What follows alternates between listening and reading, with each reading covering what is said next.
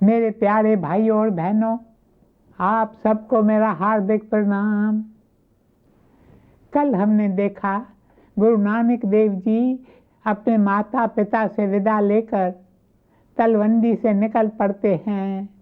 चलते चलते गुरु जी मुल्तान के एक नगर में पहुंचते हैं। वहां वे देखते हैं एक व्यक्ति एक पेड़ के नीचे बैठा है। उसके माथे पर तिलक लगा हुआ है और हाथ में माला फेर रहा है। रह रहकर आंखें खोलता है। अब देखता है कि गुरु नानक देव जी सामने से आ रहे हैं।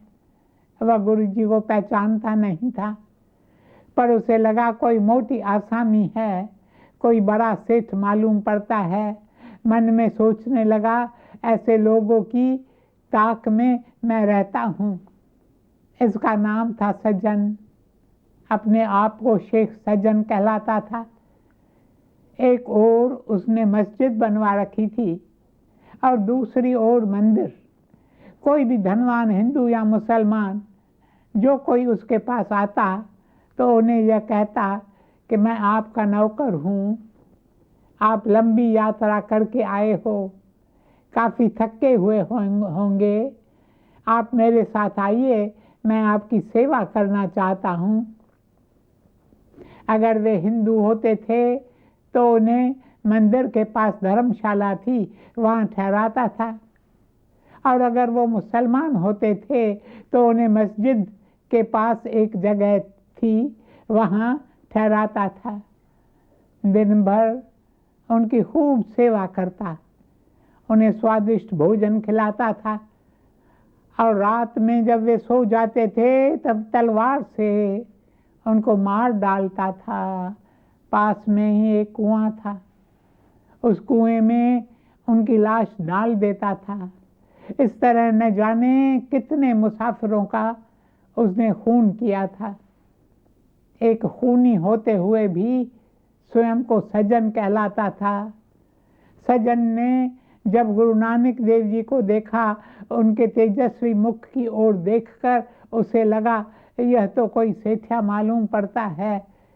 उसने सोचा कि इनके पास तो बहुत धन होगा।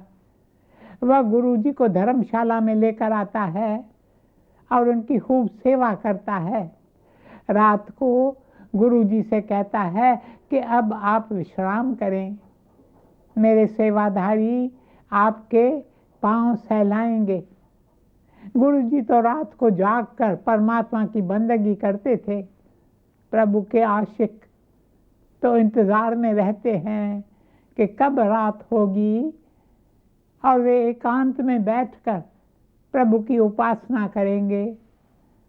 फकीरा मौज में गुम हो, हुआ मस्तान, गई हस्ती आई मस्ती, सुन हु में हुआ हैरान।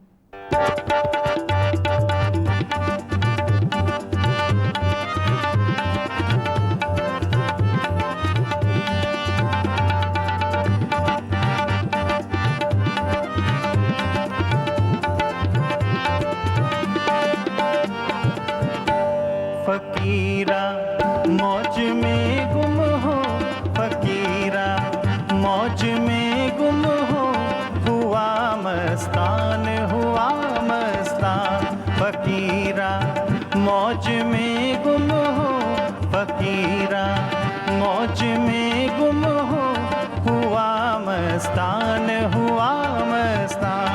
गई हस्ती आई मस्ती, गई हस्ती आई मस्ती, हुस्न हूँ में हुआ हैरान, हुस्न हूँ में हुआ हैरान। फकीरा मौज में गुम हो, फकीरा मौज में गुम हो, हुआ मस्तान,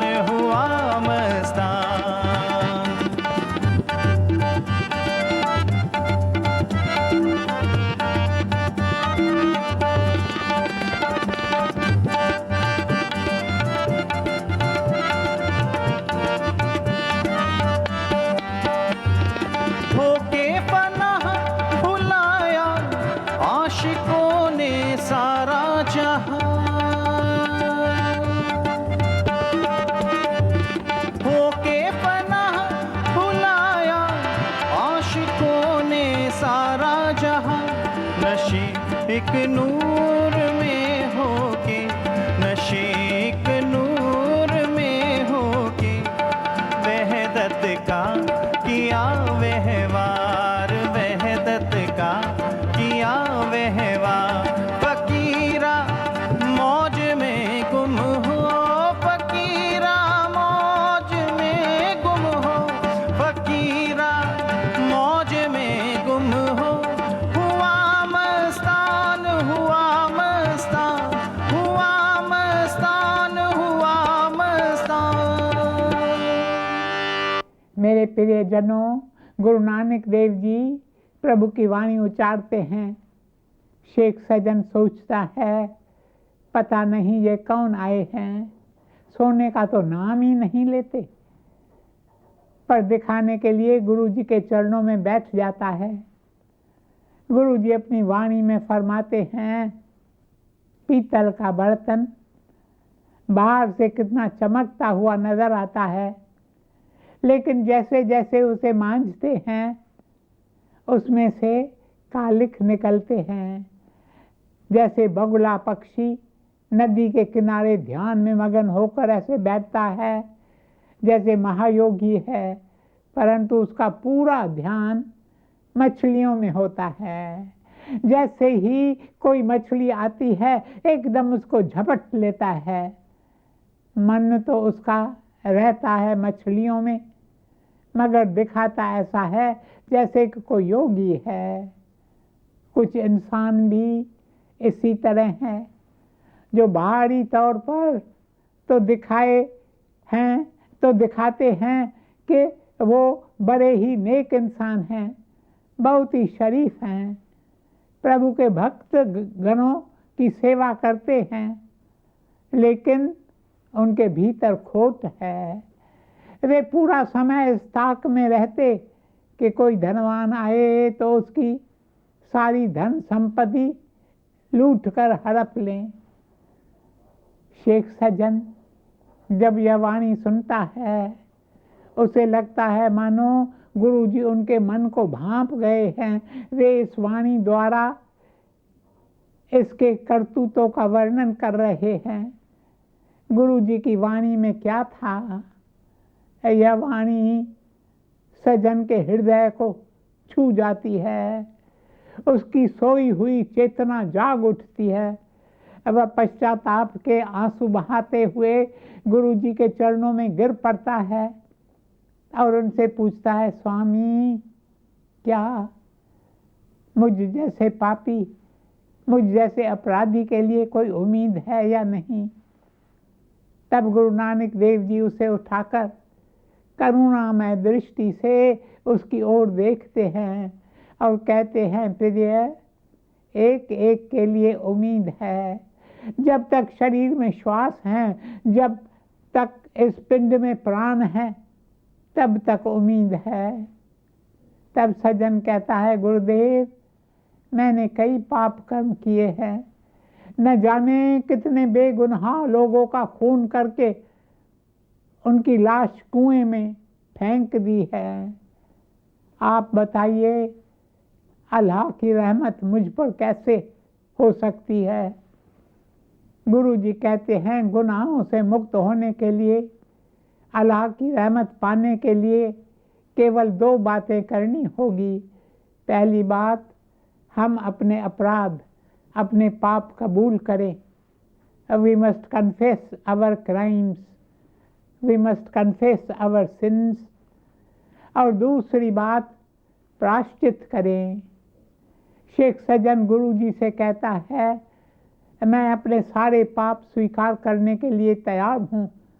मैं आपको सब कुछ बताना चाहता हूँ कि मैंने क्या क्या किया है, पर गुरुदेव कृपया बताइए मैं प्रायश्चित कैसे करूँ? आप मेरा मार्गदर्शन करें। तब गुरु नानक देव जी उससे कहते हैं, तुम्हारे पास जो भी धन संपत्ति है, जो तुमने लूट कर जमा की है, वह सब जाकर गरीबों में, दुखी दरिद्रों में बांट दो और उनकी सेवा करो। पशु पक्षियों की सेवा करो और अल्लाह के नाम का स्मरण करते रहो। ऐसा करने से तुम्हें नवजीवन प्राप्त होगा। मूत पलीती कपर होए, दे साबुन लइए ओए धोए, भरिए मत पापा के संग, ओए धोविए नावे के रंग। इंसान की मति कितनी भी मलिन हो, नाम के रंग से, नाम के जल से साफ हो सकती है। मेरे प्यारे भाइयों और बहनों, गुरु जी अपनी वाणी में फरमाते हैं, हे ठाकुर मैं दास रो, मैं निर्गुण गुण नहीं कोय, नानक दीजे नाम दान, राखो हिये परोय।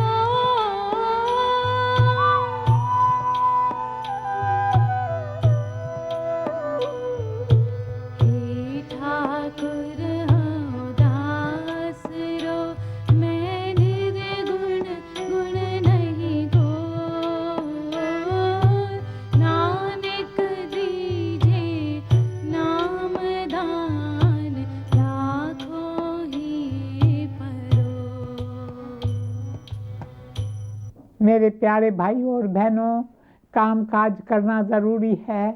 अपने कर्तव्यों का पालन करते रहो। कर्तव्यों का पालन करना ज़रूरी है, लेकिन ये सब करते हुए नाम मत भूलो। नाम वो शक्ति है जो सारे जग को थामे हुए है। नाम वो शक्ति है जिससे प्रतिदिन सृष्टियों की रचना हो रही है। ये शक्ति आप में से एक एक के भीतर विद्यमान है।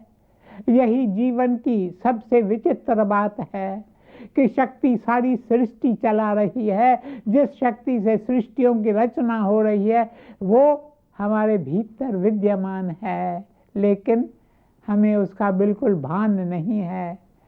नाम आपके भीतर ही है, हमें इस नाम को ही पाना है। अमृत वेला सच नाम वड्याई विचार। मेरे प्यारे भाइयों और बहनों, इस तरह शेख सज्जन को शिक्षा देकर गुरु जी मर्दाने के साथ आगे की यात्रा पर निकल पड़ते हैं। चलते चलते दोनों रोहलखंड नामक नगर में पहुंच जाते हैं। अब वहाँ गुरु जी देखते हैं कि बाजार में वस्तुओं के साथ साथ मनुष्यों को भी खरीदा और बेचा जा रहा है।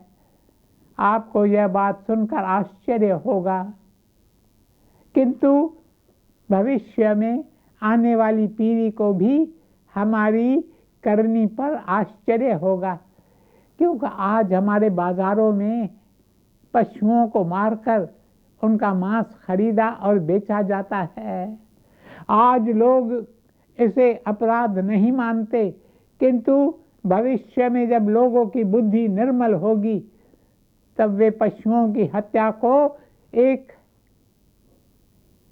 घिनौना अपराध मानेंगे और हमारी करनी पर दुख प्रकट करेंगे।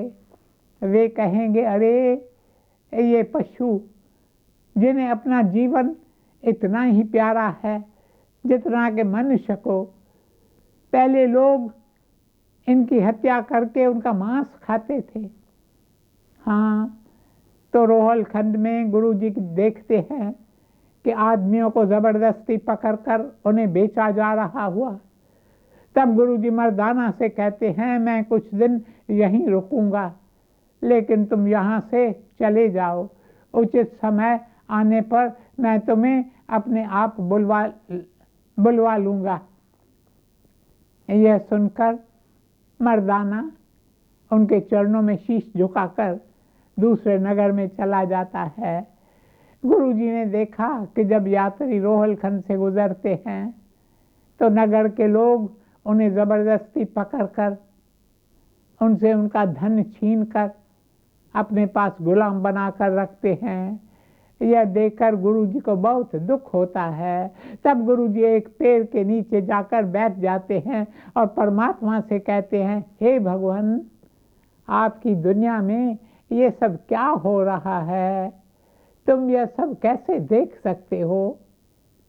तभी अचानक वहाँ पर एक घुड़सवार आता है। वह घोड़े से उतरकर बार बार गुरुजी की तरफ देखता है। वह मन ही मन कहता है, अरे ये कितना सुंदर है, पता नहीं कौन है। आंखों में अजीब सी चमक है। यदि इसे मैं पकड़कर मार्केट में बेच दूं तो मुझे बहुत अच्छे दाम मिल सकते हैं।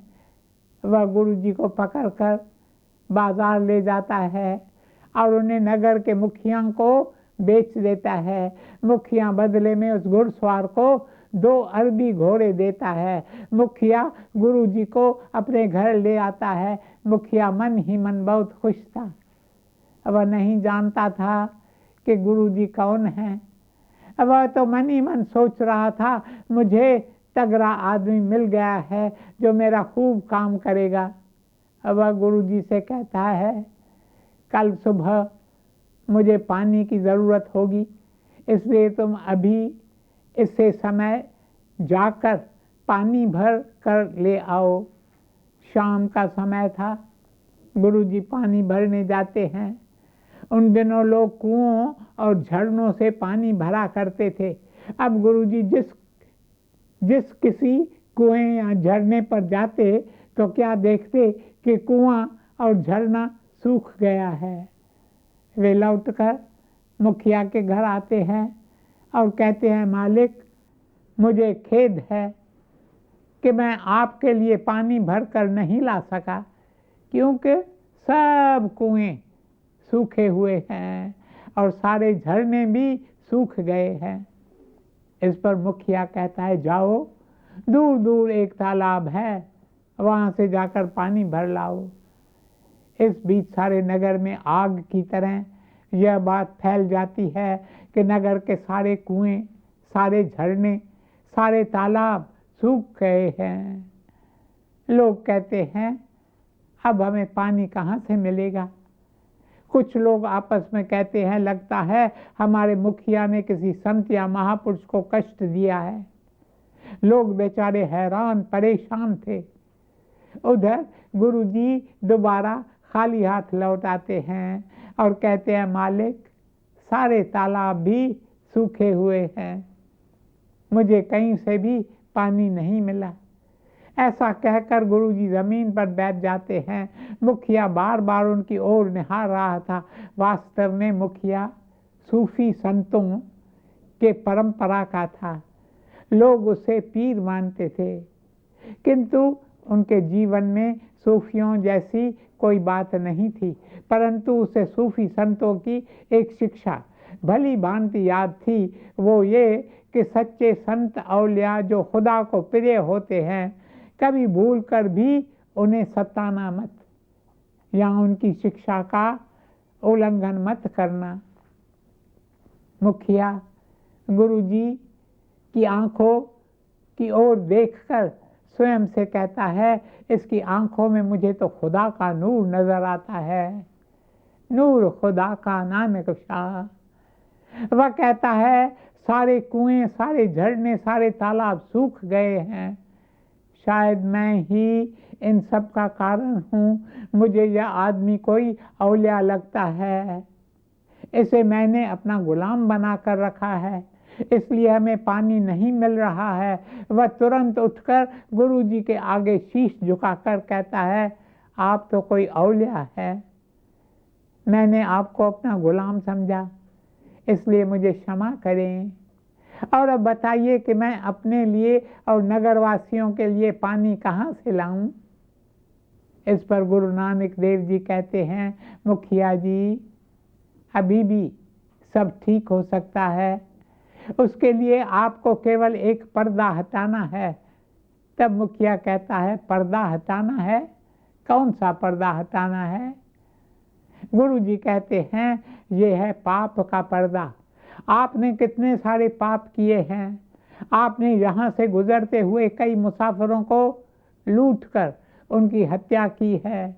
कितने सारे लोगों को यहाँ बंदी बनाकर रखा है।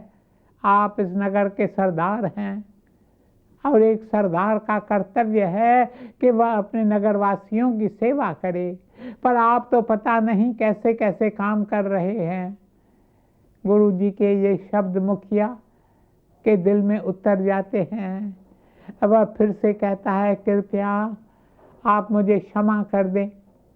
अब बताइए कि मैं ऐसा क्या करूं जो फिर से खुदा मुझ पर राजी हो जाएं। तब गुरु जी उसे कहते हैं, मुखिया जी, आपने अपने कुकर्मों से अपनी यह दशा की है। आप बड़े ठाठ से बंगले में रहते हो, लेकिन इस बंगले की चारों ओर आग जल रही है। यह आग है पापों की आग। यदि आप पश्चाताप करें तो उससे यह आग बुझ सकती है। इस पर मुखिया कहता है, महात्मन, आप बताइए मैं किस तरह पश्चाताप करूं। मेरे प्यारे भाई और बहनों, आज समय समाप्त हो रहा है। कल देखेंगे कि गुरुजी मुखिया को किस तरह पश्चाताप करने को कहते हैं। ओम शांति शांति शांति।